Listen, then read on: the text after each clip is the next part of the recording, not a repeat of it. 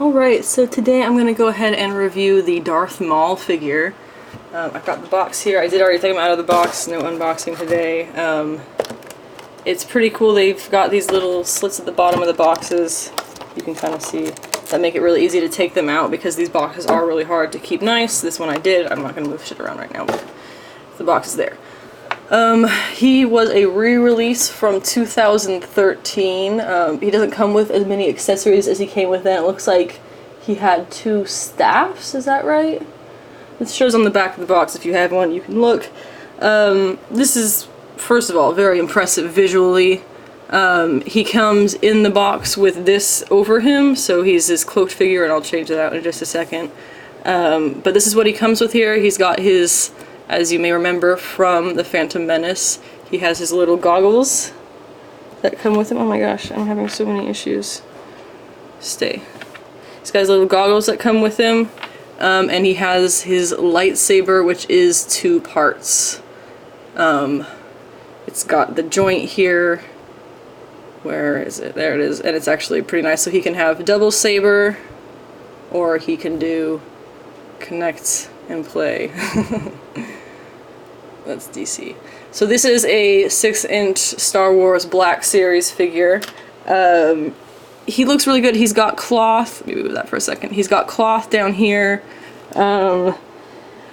which is nice, but I can see how the cuts of the cloth, you can kind of see there, may become a bit of an issue.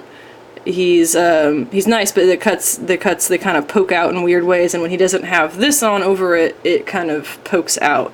But this is my favorite way to show him without the cloak on. It is single jointed elbows, and mine is very stiff. I don't know if that's going to be a common thing. I imagine it would be. But his head articulation is pretty good. This head does not separate from the cloak, which we'll show again in a little bit. Shoulders kind of bend, really stiff, really hard to do anything. What I really do like about the articulation is this waist joint here. It does this kind of cool swivel, and you honestly can't even tell that there's a waist joint here. It just looks like regular clothing.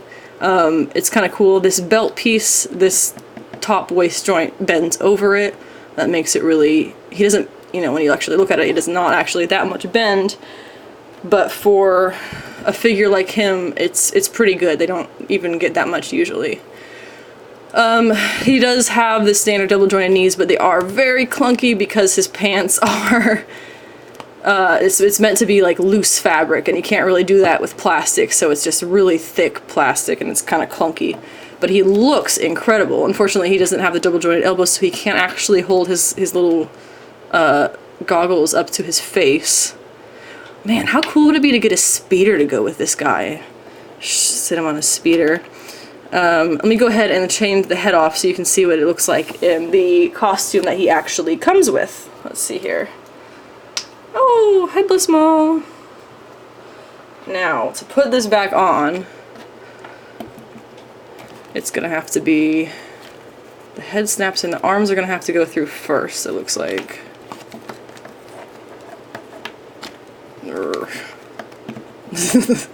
This is quite a fun secondary head he's got. Well, this is the original head, but this is a pretty... let's go behind the camera. There we go, he's snapped back on.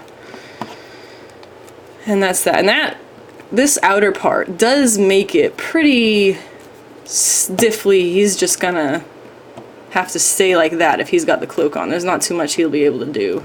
But he does look really cool. Let's give him his saber again. I really wish he did bend a little better, because then you could get Ray Park. Is that his name? Ray Park? Yeah. Ray Park is asking my helper. Ray Park is he's really well known for this role because he was, I don't remember who it was that they were going to put in it originally, but Ray Park is, oh my gosh, he's so good in it because he's like the parkour guy,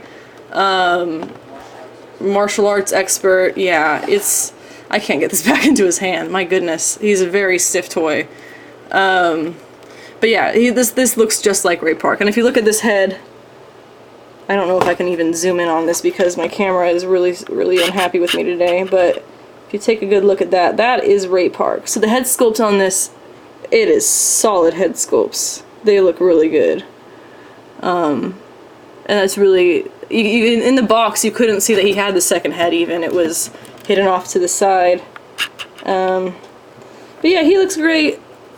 I can't seem to get him, he's oddly, like, he's solid, so you'd think he'd be really easy to pose and stuff, but he's just so solid, he's stiff.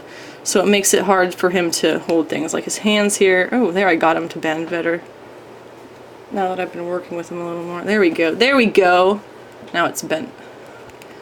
There we go, man, hold your thing. Alright, so he's a really good figure. I'm really happy with him. He's gonna go great. I mostly have Star Wars villains, so he'll go really great with them as a set. And then maybe someday I'll get the Anakin. Let's be honest, the faces on that one don't look very good, but we'll see if I can get them on sale someday. I will not take my Yoda out of the box that came with the same re-release pack. If I get a second one, I might take him out, but I really like the Yoda in the box. And then here is the Maul box again. He's at really anywhere they sell toys. We got this one at Walmart. They're also selling him at Target, at GameStop, and your local comic shops. That's Darth Maul.